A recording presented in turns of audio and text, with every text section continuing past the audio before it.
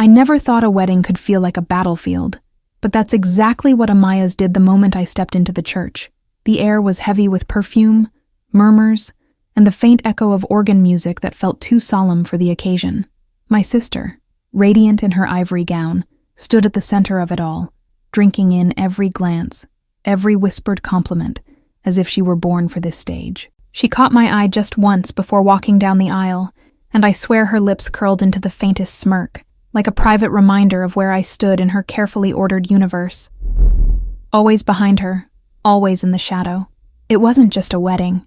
It was Amaya's victory lap. The pews were packed with relatives, friends, and distant acquaintances, everyone craning to get a better look at her as though she were royalty. My parents beamed in the front row, their pride palpable, their joy directed solely at their eldest daughter. No one would have guessed that just 3 years ago, they had insisted I was the one who should settle quickly before it was too late. Apparently, their urgency for my happiness had dissolved the second Amaya found hers. I sat quietly with Mason's hand resting firmly in mine, his thumb tracing small circles of reassurance on my skin. He didn't need to say it out loud. He knew how suffocating this was for me. Amaya had always known how to command a room.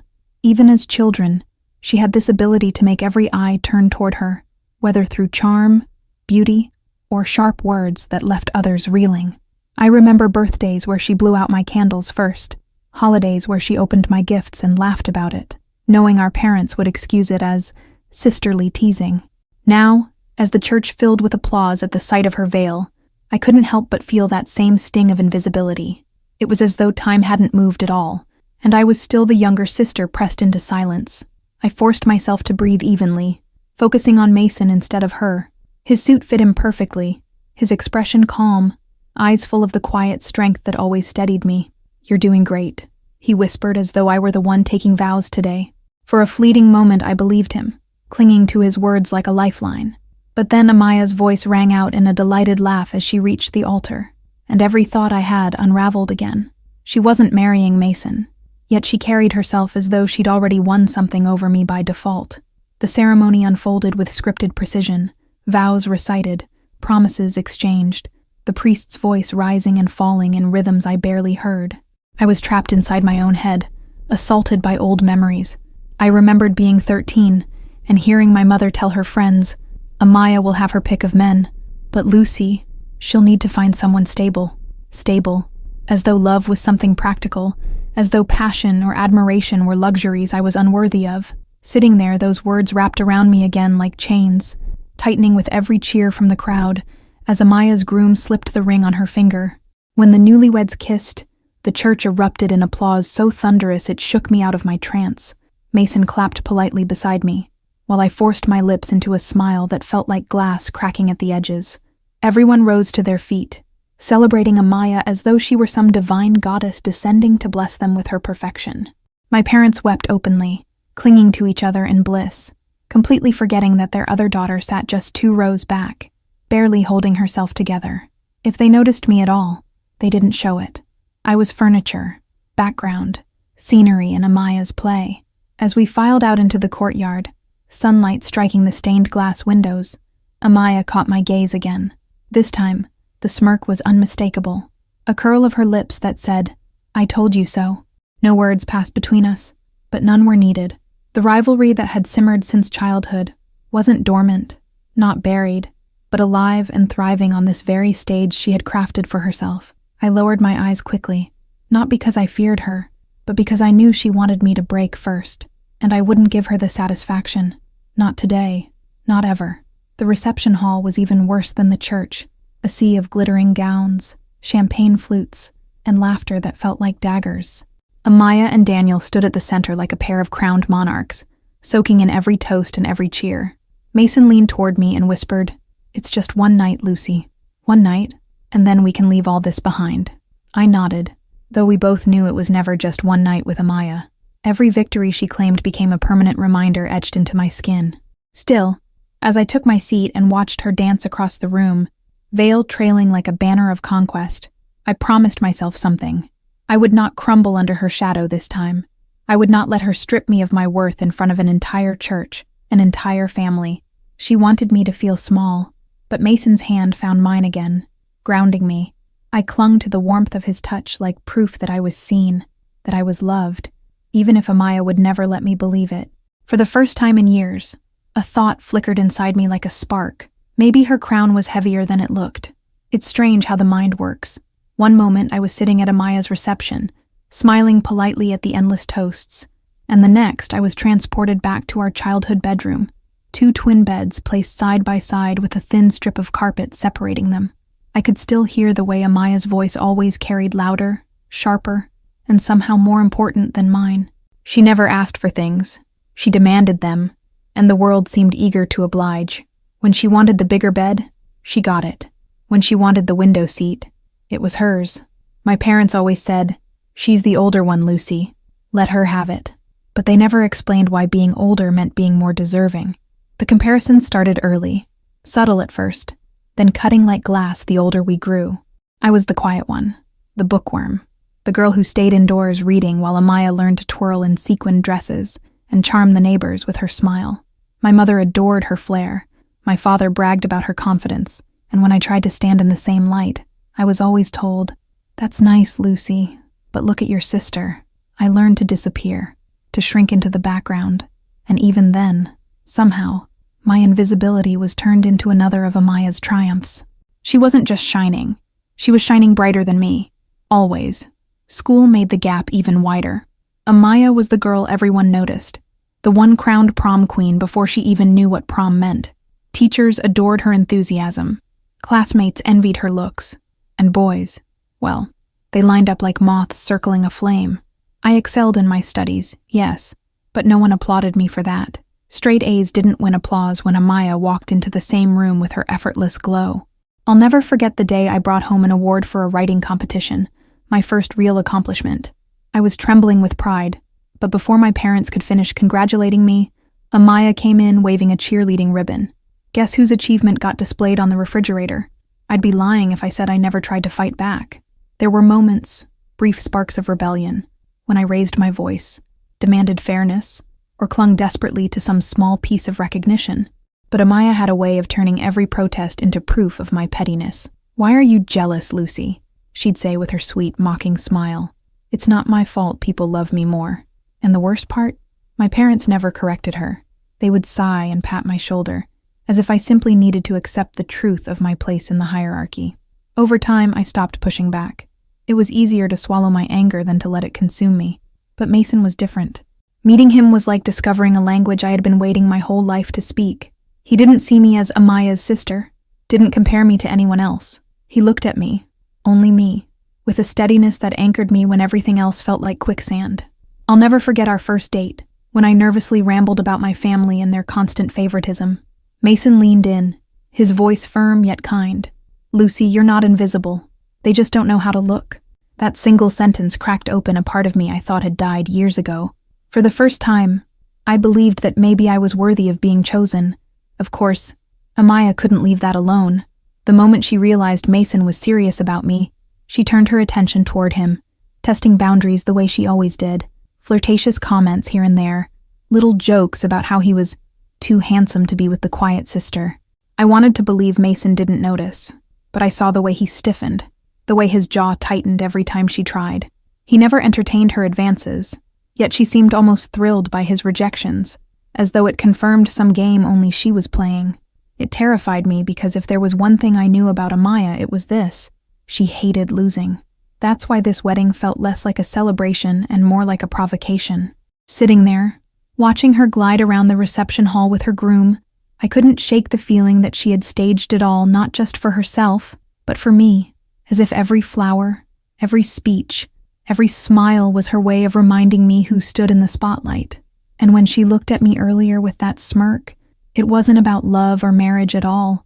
It was about victory. She wanted me to see that she had won again, and that the gap between us had only widened. Yet as I clutched Mason's hand under the table, I realized something had shifted inside me. For the first time, the sting wasn't as sharp, maybe because Mason's presence dulled the edges, or maybe because I was too tired to let her poison fill me anymore. Either way, I knew this. I wouldn't spend the rest of my life being Amaya's shadow. Her crown might glitter tonight, but even crowns rust with time. And I wondered, just faintly, if the weight of it would one day crush her. The clinking of glasses filled the hall, echoing over the music as one toast followed another. People laughed, shared stories, and spoke of Amaya and her groom with reverence, as though their union were the climax of some epic romance. I forced myself to smile, though each word seemed exaggerated, rehearsed, almost like a script Amaya had handed out beforehand. She sat there in her white gown, beaming, soaking up every syllable as if it were gospel. The applause was thunderous each time her name was spoken. I couldn't help but notice how often her groom's name was left as an afterthought, as though the event belonged to her alone. Mason leaned in and whispered, "You doing okay?"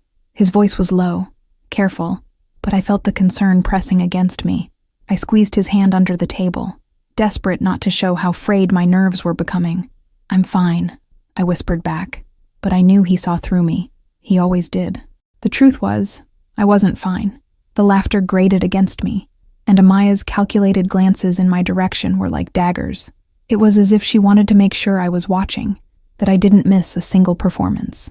When it came time for the maid of honor's speech, the crowd hushed, eager for more stories about the dazzling bride. The maid of honor was one of Amaya's childhood friends, girls who had always hovered around her like satellites orbiting a star. She painted a picture of Amaya's selfless heart, her unparalleled charm, her ability to light up every room. I wanted to laugh at the irony. She spoke as if Amaya had never cut someone down just to climb higher. Mason glanced at me, his lips pressing into a tight line, and I knew he was fighting back the same thought. Then, just as I felt the speeches might end, Amaya rose from her seat, her gown glittering under the chandeliers. She held up her hand for silence, her smile wide, predatory in its perfection. "I just want to say something," she announced, her voice strong, confident. Every head turned, every eye locked onto her, as though she had been waiting for the moment when even the spotlight seemed too dim for her radiance. My chest tightened, because I knew that when Amaya decided to say something, it was rarely innocent. Her words started harmless enough, thanking the guests, gushing about her new husband, and complimenting the venue. But then, her gaze slid to me, and her smile twisted into something sharper. "And of course," she said, her tone dripping with saccharine sweetness, "I couldn't have done this without my little sister Lucy. She's always been such a quiet supporter in the background. Not everyone gets to shine, but she's taught me that even shadows have their place." The room chuckled politely, some nervously, and I felt the blood drain from my face. Mason's grip on my hand tightened, his knuckles white, and I could feel his silent fury radiating through him.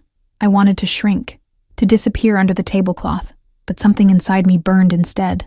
It wasn't fair. Why did she always do this? Why did she always need to remind everyone that my worth only existed in relation to her glow? For a moment, I contemplated standing up, saying something, breaking the silence that had defined my life, but my voice froze in my throat, smothered by years of conditioning. Her groom shifted uncomfortably beside her, his eyes flicking between Amaya and me. For the first time, I noticed the faint crack in his smile, as though he wasn't entirely pleased with her remark. It was small, almost imperceptible, but it lodged in my mind. Was he embarrassed by her? Was he starting to see what I had always known? Or was I simply imagining it, desperate for any sign that Amaya wasn't untouchable? Either way, it gave me a sliver of relief, a reminder that maybe, just maybe, she couldn't control everyone forever. The applause that followed her little toast felt hollow, forced, a chorus of obligation rather than genuine joy. I sat there, cheeks burning, eyes fixed on the tablecloth as if it could swallow me whole. Mason leaned close, his voice a whisper meant only for me. "She doesn't get to define you. Not anymore." His words steadied me, but I knew this was only the beginning. Amaya had drawn her battle lines in front of everyone, and something told me she wasn't finished yet. The music grew louder, drowning the murmurs of conversation as the newlyweds took to the dance floor. Guests clapped, cheered, and some even wiped tears as Amaya and her groom swayed under the dimmed lights. I watched them, feeling my chest tighten. Her eyes glittered as she moved with practiced grace, her smile wide and perfect, as though she were starring in a movie rather than living in a real moment. She looked over her shoulder, briefly locking eyes with me, and I saw it, that gleam of victory, the reminder that she believed she had everything I never could. Mason nudged me gently, urging me to stand when the DJ called for couples to join. "Come on," he whispered, his smile warm despite the tension. I hesitated, glancing at Amaya, who was clearly watching to see if I'd participate. A part of me wanted to stay seated, to deny her the satisfaction of comparing us once again. But Mason squeezed my hand, and I rose, knowing he just wanted me to feel included. As we stepped onto the dance floor, I felt a wave of nerves wash over me. The room spun with lights and movement, but all I could sense was Amaya's gaze burning into me. She leaned in close to her groom, whispering something that made him stiffen ever so slightly before forcing a smile. I wondered if her whispers were about me, if she couldn't resist turning even a dance into another weapon. Mason twirled me gently, his eyes never leaving mine, and for a brief moment I let myself forget. His love was real, his touch grounding, and I clung to that truth. But the illusion shattered when Amaya's voice carried over the music. "Isn't Lucy lucky?" she called out playfully. "That Mason knows how to make her look graceful? Otherwise, who knows what would happen out here?" The crowd laughed, some genuinely, others awkwardly, and I froze mid-step. My cheeks flamed, my throat tightened, and Mason immediately pulled me close, shielding me with his body. He whispered, "Ignore her. You're beautiful. Don't let her ruin this." The moment should have been sweet, but Amaya had succeeded in her mission. The spotlight had shifted to me. I could feel eyes on us, measuring, comparing, waiting to see if I would stumble under her words. My pulse thundered in my ears, and I hated myself for caring so much about what these people thought. Mason kissed the side of my head, but it did little to soothe the storm inside me. I wanted to scream, to confront her, to finally demand why she found joy in breaking me down. Her groom's expression caught my attention again. His smile faltered as Amaya's laughter rang louder than the music, and there was a shadow in his eyes that hadn't been there before. He clapped politely with the others, but it seemed forced, like a man trying to keep up a facade. For the first time, I thought I saw someone else in this room who was beginning to recognize Amaya's cruelty. It was a flicker, fragile, but it was enough to spark a dangerous thought. Maybe she wasn't as invincible as she believed. The song ended, and Mason kissed me tenderly, whispering, "You did amazing." We returned to our seats while Amaya basked in the applause as though the dance floor were her stage. She raised her glass toward me with a smirk, mouthing the words, "You'll never win." My stomach churned, but instead of despair, something different rose in me this time. Anger, sharp and steady. Maybe I couldn't silence her tonight, but I knew one thing for certain. I was done being her shadow.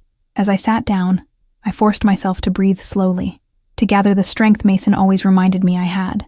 I realized Amaya's words weren't simply about humiliating me. They were her way of controlling me, of keeping me small. But the cracks I had glimpsed in her groom's facade told me the truth. Her control wasn't perfect. Her kingdom wasn't flawless. For the first time in years, I began to believe that maybe, just maybe, she wasn't the one holding all the power. And that thought terrified her more than anything.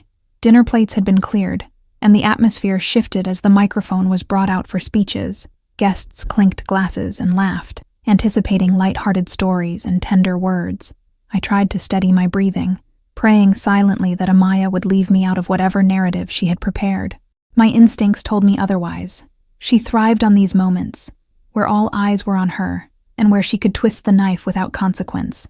When she finally rose from her seat, lifting her glass, the room hushed with respect. Amaya's voice dripped with charm as she began, recounting childhood memories in a way that painted her as the adored golden child. Her words were laced with theatrics, each pause perfectly timed, each laugh carefully staged. People chuckled along, mesmerized by her confidence. I felt like I was watching a performance, one I'd seen many times before. Amaya, the flawless star. But then, as expected, she pivoted, and her eyes landed on me like a predator narrowing in on its prey. "And, of course," she said, smiling sweetly, "we all know my dear sister Lucy. She's been my shadow since the day she was born. Always close, always following along." The crowd tittered politely, unaware of the venom underneath. My throat tightened, but I refused to lower my eyes. She continued, "But I suppose every star needs an audience, right? And I'm grateful Lucy's always been there for me." Her groom shifted uncomfortably beside her, his jaw tightening as the words hung in the air. I could feel Mason tense beside me, his hand gripping mine under the table. "Don't react," he whispered, his voice low, but my heart was pounding too loudly in my chest to fully process his comfort. Amaya's smile widened, feeding off the awkward silence she had created, and she raised her glass higher. "So here's to my little sister. May she always find joy in cheering others on." The room erupted into laughter and clinking glasses, though I noticed not all of it was genuine. Some guests avoided looking at me altogether. The humiliation was sharp, but this time it didn't crush me. Instead, it sparked something else, a simmering rage I had never allowed myself to feel in public. I looked directly at her groom, and for a fleeting moment, our eyes locked. There was no laughter in his expression, no pride in her cruelty. He looked ashamed. It was the first time I had seen someone acknowledge my pain, and it pierced me deeper than Amaya's words ever could. When Amaya finally sat, glowing with self-satisfaction, Mason leaned in and whispered, "You don't have to take this forever. People are starting to see her for who she is." His words clung to me like a lifeline. I wanted to believe him, but a lifetime of being overshadowed had taught me otherwise. Still, the seed was planted. Maybe the mask she wore wasn't impenetrable. Maybe the audience she relied on so desperately was beginning to see the cracks. The rest of the speeches blurred into noise, my mind replaying Amaya's words like a poisonous echo. Yet instead of shrinking, I found myself sitting taller, my eyes dry, my spine unbending. I wouldn't give her the satisfaction of seeing me crumble. For years I had accepted her cruelty as inevitable, but tonight, something was shifting. I was no longer sure I wanted to keep quiet. The truth lingered on the edge of my tongue, aching to be spoken. As the evening continued, I caught Amaya watching me, her smirk faltering when she realized I wasn't broken. That tiny flicker of doubt in her gaze gave me strength. She needed me to be small, invisible, humiliated, but I wasn't. Not anymore. The night wasn't over, and neither was my patience. But for the first time, I felt the faint stirrings of power on my side. And though Amaya didn't know it yet, she was about to face a sister who was no longer afraid to fight back. The clinking of glasses had barely died down when the weight of silence settled back over the table.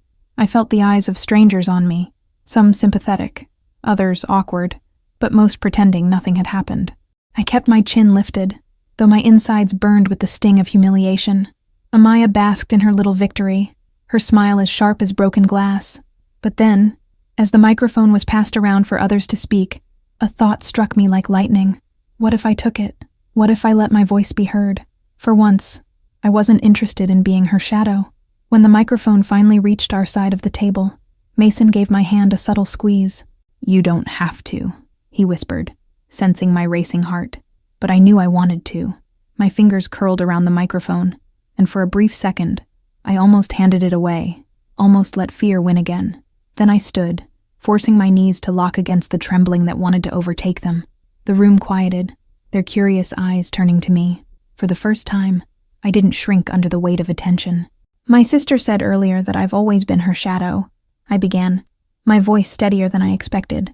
A ripple of murmurs ran through the guests, but I didn't stop, and maybe that was true for a while. But shadows exist because of light, and sometimes the shadow sees things the light never notices. Amaya's face stiffened, though she quickly tried to mask it with a smirk. I pressed forward, fueled by years of swallowed words. I spoke about family, about loyalty and love, careful not to make it a direct attack, but weaving my truth into the fabric of my speech. I've stood by my sister's side through every milestone, not because I had to, but because love makes us show up, even when it hurts. I let my gaze rest on Amaya, steady and unblinking. The air in the room shifted, a quiet awareness settling over the guests.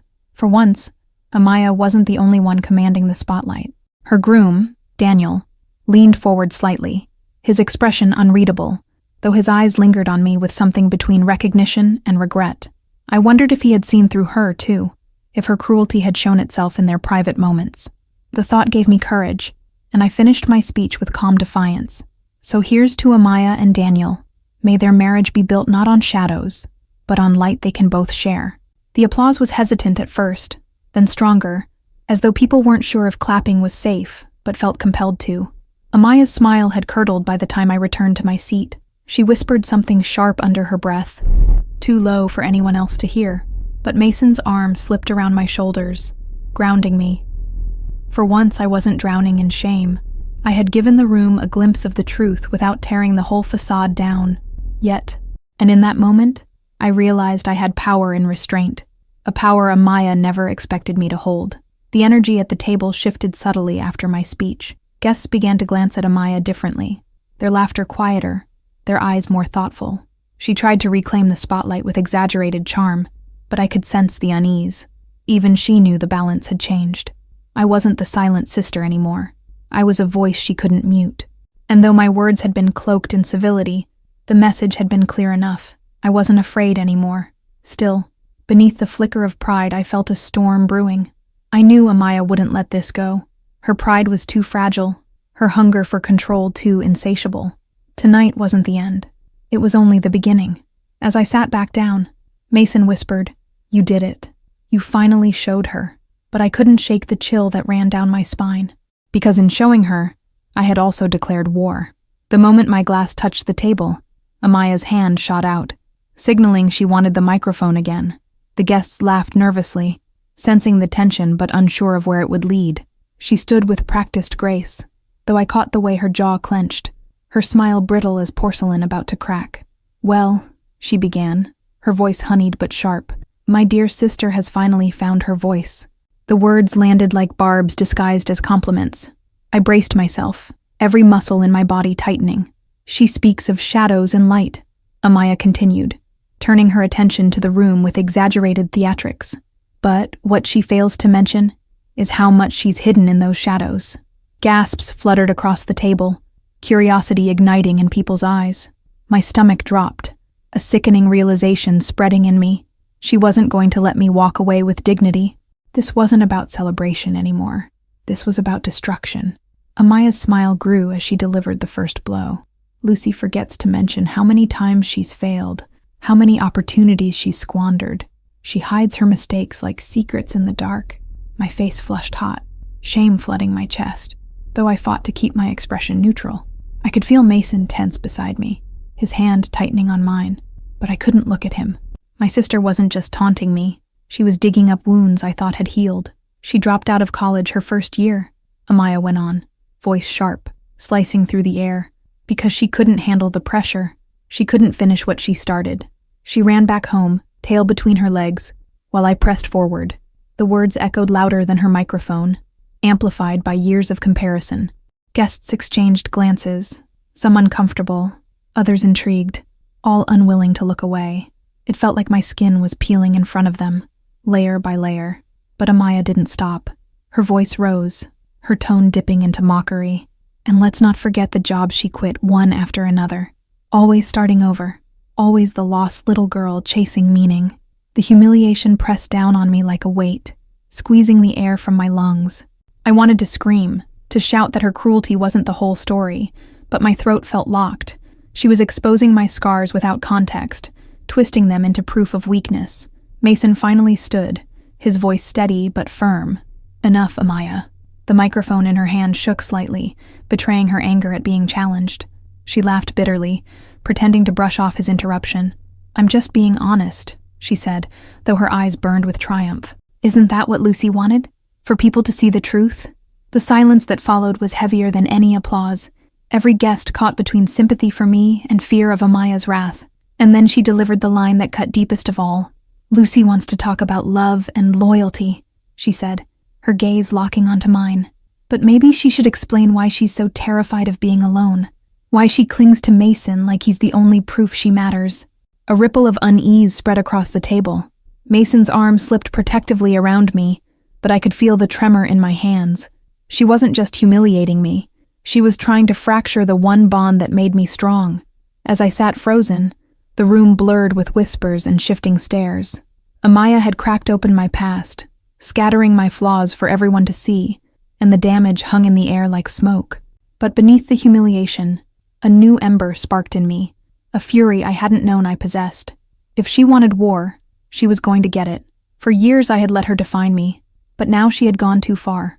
I wouldn't let her steal my voice again. The silence after Amaya's last words pressed against my chest like a physical weight. I could hear the clinking of forks being set down, the low murmur of guests shifting uncomfortably, and the faint hum of the sound system amplifying the tension. My face burned as if I'd been standing too close to a fire, and my pulse hammered in my ears so loudly I could barely process her smirk. For so long, I had been the sister who swallowed her pain, who let others define me, who hid her shame in the shadows Amaya mocked so cruelly. But at that moment, as I watched her revel in the destruction she thought she'd caused, something inside me snapped. I realized that if I stayed silent, she would win again, just like she always had. My legs trembled as I stood, but once I straightened, the microphone seemed to leap into my hand, and I knew I couldn't let the moment pass. This time, the truth would be mine to tell. "Amaya," I began, my voice lower than I intended, but steady enough to silence the nearest whispers. "You've always been good at pointing out my failures. You've always known how to cut me open in front of others and call it honesty. But since we're being honest, maybe it's time the truth about you comes out too." Her expression faltered for just a second, the confident curve of her lips twitching downward, but she quickly masked it with a laugh that sounded more forced than usual. The room seemed to lean forward collectively, the guests caught between curiosity and discomfort. Even Mason's hand on my arm froze, his eyes wide with the realization that I wasn't backing down this time. For years, I had given Amaya the power to narrate my story, but the narrative was shifting now, and it was about to leave her exposed. I took a deep breath, feeling every gaze on me, and continued. "Yes, I dropped out of college. I left jobs. I stumbled, and I started over. And do you know why? Because I wasn't living my life for me. I was living it under the constant shadow of comparison. I grew up believing I would never measure up to you, Amaya, because you made sure I felt that way every single day. And maybe people here don't know what that feels like, but I think they deserve to." A murmur rippled across the tables. I could see heads turning, eyes widening, even the pastor leaning slightly forward, unsure if he should intervene or let me speak. Amaya's fingers tightened on her wineglass, the only outward sign that her mask was beginning to crack. I let my words gain momentum, like a wave too strong to be stopped. "You paint yourself as perfect, the golden daughter who does everything right, but you've built that image on lies. Lies you've kept buried while you've tried to spotlight my mistakes. Do you really want me to list them here, Amaya? Do you want me to remind everyone about the money you borrowed from me years ago and never paid back? Or about the time you almost got expelled in high school but convinced Mom and Dad to keep it quiet so no one would know?" The room shifted uncomfortably, and Amaya's face paled. I could see the cracks forming, tiny fractures in her confidence, and for the first time in my life, I felt power in my voice. She tried to laugh again, but the sound came out hollow. "Lucy," she said, her tone strained, "this isn't the time or place for your dramatics." I shook my head slowly, locking eyes with her. "No, Amaya, this is exactly the time and place, because for once, everyone is watching, and for once, they'll see the truth." My voice grew stronger, steadier, fueled by years of silence erupting all at once.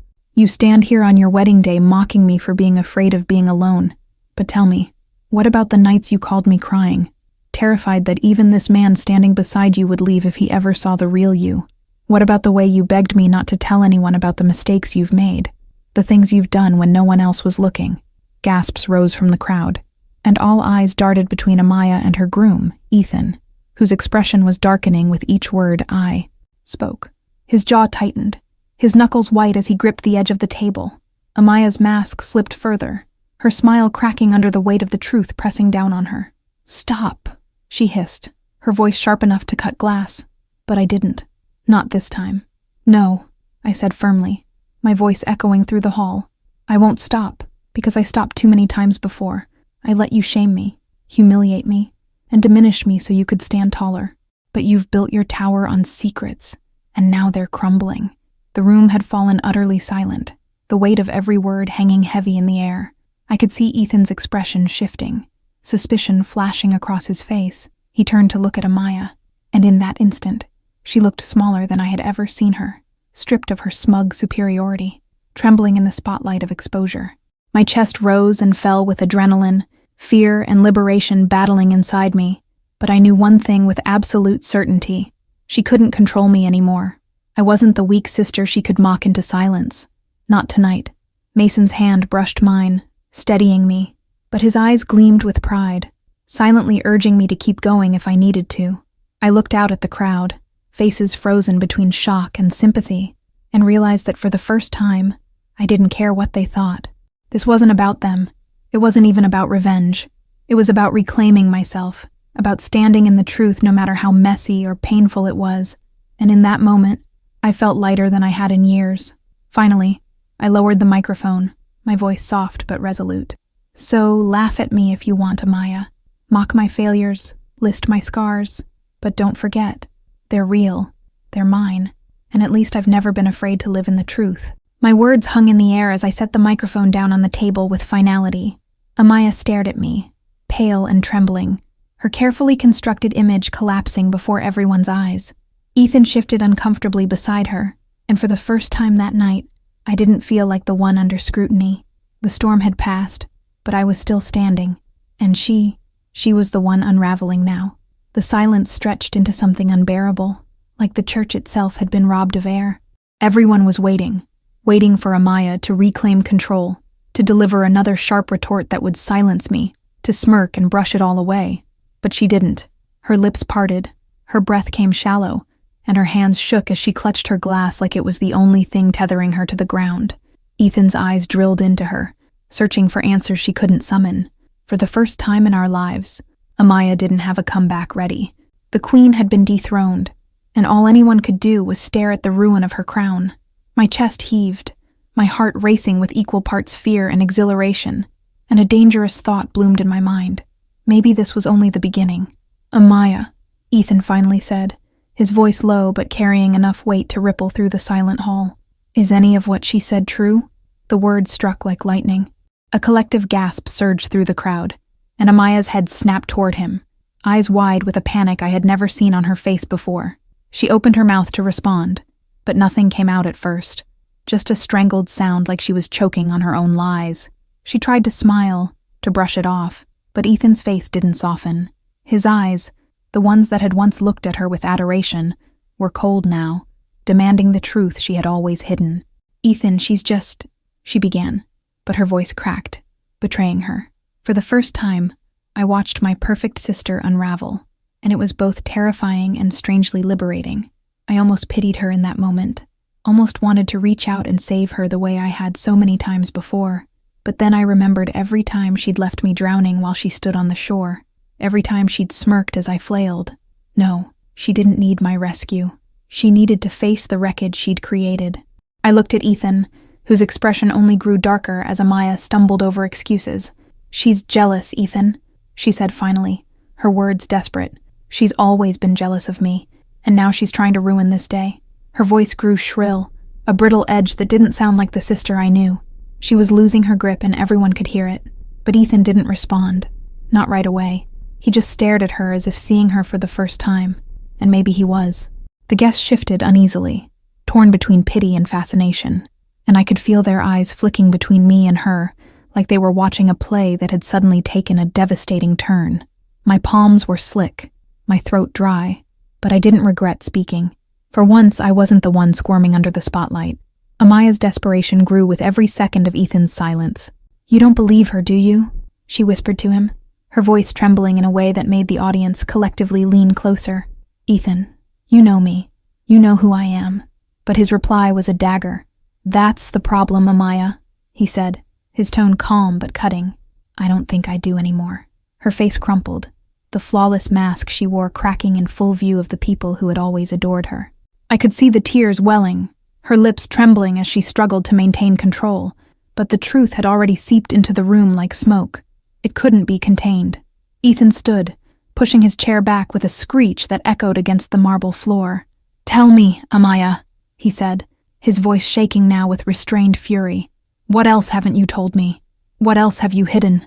She shook her head violently, tears spilling down her cheeks. Nothing, Ethan, nothing.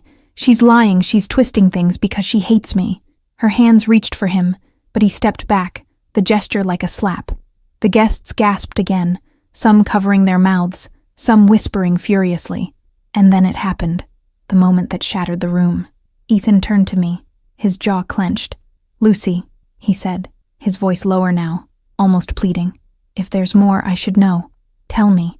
The air grew electric, every pair of eyes burning into me. My stomach twisted, because I hadn't expected this. Hadn't planned to be the one he turned to for answers. My throat tightened, but I forced myself to meet his gaze. Ethan, I began, my voice trembling under the weight of his desperation. You deserve the truth, and the truth is, Amaya's been hiding who she really is for years. She's not the woman you think she is. She's lied to protect her image, to make sure no one ever sees her cracks. But I have. I've seen all of them." The words hung heavy in the air, and Amaya let out a strangled sob. "Stop it!" she screamed, her voice raw. "You're trying to ruin everything. You've always wanted what's mine, and now you're trying to take Ethan from me, too." Her accusation cut through the hall like a whip, and suddenly the eyes that had been filled with sympathy for me shifted into suspicion. My stomach dropped. She knew exactly how to twist the narrative, how to turn the crowd against me with a single sentence. I saw the flickers of doubt, the whispers growing louder. But before the tide could turn, Ethan raised a hand, silencing them. His face was pale, stricken, but resolute. "This isn't about Lucy," he said firmly, his voice carrying with authority. "This is about you, Amaya, and right now I don't know who you are." The church erupted in chaos, whispers, gasps, murmurs rising like a storm. Amaya's sobs grew louder, her hands trembling as she clutched at her dress like it could keep her from collapsing. She looked at me with wild eyes, filled with hatred and desperation, and for the first time, I wasn't afraid of that look. She had spent her life wielding her power against me, but now it was gone. Ethan's words had ripped it from her, and nothing she did could take it back. She turned back to him, her voice breaking. "Ethan, please," she begged. "You can't do this here, not today, not in front of everyone." But his silence was answer enough. I stood there, my knees weak, but my spirit stronger than it had ever been. This wasn't how I had imagined it. I hadn't wanted to be the one to destroy her wedding day, no matter how much she had hurt me. But sometimes truth doesn't wait for a convenient moment. Sometimes it bursts out when the lies can no longer hold it back. And as I looked at Amaya crumbling in front of the world, I felt the strangest mixture of triumph and sorrow. She was my sister, after all, and watching her fall was like watching a part of myself shatter with her. The church felt like it had become a living thing, breathing with the tension that pressed down on every shoulder, every heart. Amaya was still standing, but barely. Her hands shook as if the weight of her lies were finally pulling her under. Ethan's silence was louder than any scream, and I could see her fraying under its weight. For years, Amaya had lived with her throne built on charm, manipulation, and the ability to turn anyone's doubts into devotion. But now, her fortress had been breached, and the carefully curated image she had spent her life protecting was crumbling in front of everyone. I stood frozen, torn between pity and justice, between my role as her sister and as her unmasker. A lifetime of her shadow loomed inside me, yet now, for the first time, I wasn't afraid of stepping into the light. Ethan turned toward the crowd, his face pale but composed, and the sight of him made the guests hush instantly. His hands trembled slightly as he reached for the microphone, the very same one Amaya had used earlier to humiliate me, and I could almost hear my pulse pounding in my ears as he brought it close to his lips. "I came here today ready to pledge the rest of my life to Amaya," he began, his voice steady but lined with grief. "I believed in the woman she showed me, the version of herself she wanted the world to see. But today, I've seen something different. Today, I've realized there are truths I was never told, cracks that were hidden behind smiles and rehearsed gestures. And if I didn't know the whole of who she really is, then what kind of marriage could this ever be?" His words cut sharper than any blade. Amaya lunged toward him, shaking her head desperately, her veil slipping from her hair, as if even it couldn't bear to cling to her anymore. "No, Ethan, please," she begged, her voice breaking into sobs that reverberated through the church. "This isn't me. You know me better than anyone. She's twisting things. She's making me look like a monster because she can't stand to see me happy." Her eyes flicked toward me, blazing with both fear and rage, but I didn't flinch this time. For once, her arrows didn't pierce me.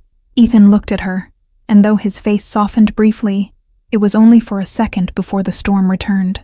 "Amaya," he said firmly, "I loved you enough to give you my name, my trust, my future, but love can't survive without honesty. And right now, I don't even know who you are." The crowd gasped again, the sound like a tidal wave rolling through the pews. The priest shifted uncomfortably. The flowers seemed to droop, and even the candles flickered as if straining to listen to the unraveling of this union that had barely begun. Amaya fell to her knees, sobbing into her hands, her cries raw and unrestrained, so unlike the poised sister I'd grown up with. My heart twisted painfully, because no matter how much she had hurt me, no matter how cruel her words had been, she was still my sister, Seeing her undone like this brought a hollow ache inside me, one I didn't know how to hold. I thought of the little girls we had once been, whispering secrets under blankets, dreaming of futures where the world bent to our will. Somewhere along the way, we had lost each other. Somewhere along the way, Amaya had lost herself. And maybe this was the price she had to pay for it. Ethan placed the microphone back on the stand, his expression resolute. "I can't go through with this," he declared, his words echoing with finality. The air shattered, gasps and murmurs flooding every corner of the church. Amaya's scream tore through the silence, a sound of anguish so piercing it made even the most judgmental guests flinch. She clutched her chest as if trying to hold her heart inside her body, her eyes wild with disbelief. "You can't leave me," she sobbed. "Not like this. Not after everything I've given you." Ethan's face darkened, and for the first time, anger replaced his grief. "Everything you've given me?" he repeated coldly. "You gave me illusions, Amaya, and I can't marry someone whose love is built on lies." His words were the final hammer blow, and Amaya crumpled fully to the floor, her dress pooling around her like a broken crown. The guests began to rise, whispers turning into a storm of voices as they processed what had just happened. Some were scandalized, others horrified, but many simply looked at me with something I'd never felt from them before: empathy. It was disorienting, almost frightening, to suddenly be seen after a lifetime of invisibility. My throat tightened as my eyes darted between Ethan and Amaya, and I realized the story I had carried for so long, the one of the unloved, unnoticed sister, had just changed forever. Amaya wasn't untouchable anymore. She was human, flawed, vulnerable, and I wasn't invisible anymore. I had spoken, and the world had listened. That truth filled me with a strange, fragile strength I had never known. Amaya looked up at me then, her face streaked with mascara and fury, her body shaking from the collapse of everything she had built. "Are you happy now?" she hissed, her voice hoarse but cutting. "You've ruined me. You've taken everything from me. This is what you wanted all along, isn't it?" Her words stabbed at me, but I held her gaze, steady and unflinching. "No, Amaya," I said quietly, my voice carrying enough weight to be heard despite the chaos. "I never wanted to ruin you. I just wanted you to stop ruining me." The silence that followed was deafening, her mouth opening and closing with no words left to sling. For once, she had nothing. No weapons, no armor, no audience willing to play along. And that, perhaps, was the cruelest justice of all. As the crowd dispersed, some shaking their heads, some whispering about what they had just witnessed, I stood rooted to the spot, my legs trembling but my spirit unbroken. Ethan passed by me, his eyes heavy with pain, but also with something else: gratitude. He paused for a moment, his lips parting as if to say something, but no words came. Instead, he simply gave me a small nod, a silent acknowledgement of the truth I had forced into the open. Then he walked away, leaving Amaya sobbing on the floor, leaving me staring at the wreckage of a day that was supposed to be her triumph, but had instead become her downfall. And as I stood there, the truth settled in me like a weight both crushing and freeing. I hadn't planned for any of this, hadn't wanted to be the one to destroy her wedding day, hadn't wanted to be the voice that unmasked her. But sometimes life chooses for you. Sometimes truth doesn't ask permission.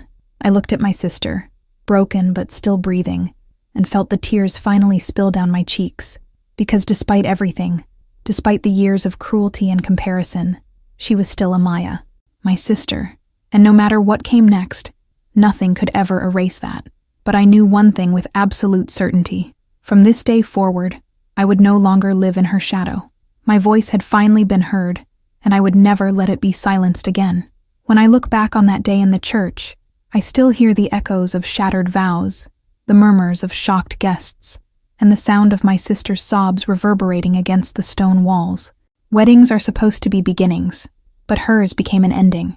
The end of her illusions, the end of my silence, the end of a story that had always been written in her favor. In the days that followed, the whispers spread quickly, like wildfire through dry grass. Everyone seemed to have an opinion. Some pitied Amaya, others vilified her, and many, to my own surprise, turned their eyes toward me with a strange mixture of admiration and sympathy. For the first time in my life, I wasn't just Amaya's sister. I was Lucy, a woman with a voice, a presence, and a truth that had finally clawed its way into the light. But the glow of vindication wasn't as simple as I thought it would be. The night after the wedding, I lay awake staring at the ceiling, the silence of my home pressing down on me like a weight. I replayed every moment, her cruel words into the microphone, Ethan's broken confession, her desperate screams. And beneath the relief that justice had been served, I felt a hollow ache that gnawed at me. She was still my sister. No matter how bitter the rivalry, no matter how poisonous her envy, I couldn't erase the memories of two little girls lying side by side, promising each other we would face the world together. That image haunted me more than her cruelty ever had, because the truth was, I didn't want her destroyed. I only wanted her to see me. Mason held me as I wept that night, his hand steady against my trembling shoulders, his voice soft in my ear. "You did the right thing, Lucy," he whispered. "You didn't expose her to be cruel. You spoke the truth because it had to be spoken. You can't carry the blame for what she did with it." I wanted to believe him, but guilt clung to me like a second skin. Families aren't supposed to fracture this way. Sisters aren't supposed to look at each other like enemies in front of a church full of strangers. Yet that was the story we had written, Amaya and I. A story of comparison, resentment, and competition that had finally burned us both. The difference was, I walked out of that fire alive, and she was still trapped inside the smoke of her own choices. Days turned into weeks, and the silence between us grew into something impenetrable. Amaya moved back into our childhood home, retreating into the familiar walls that had once cradled us both. Ethan was gone. No one knew where he went, though whispers suggested he left town altogether. And me? I tried to stitch my life back into something resembling normalcy. I went back to work, returned to small routines, tried to live in the ordinary. But I couldn't walk down a street without someone glancing at me with recognition, whispering under their breath, "That's the sister, the one who spoke." I became a symbol of something I never asked to embody, the quiet one who finally stood up. I saw Amaya again 2 months later. It wasn't planned.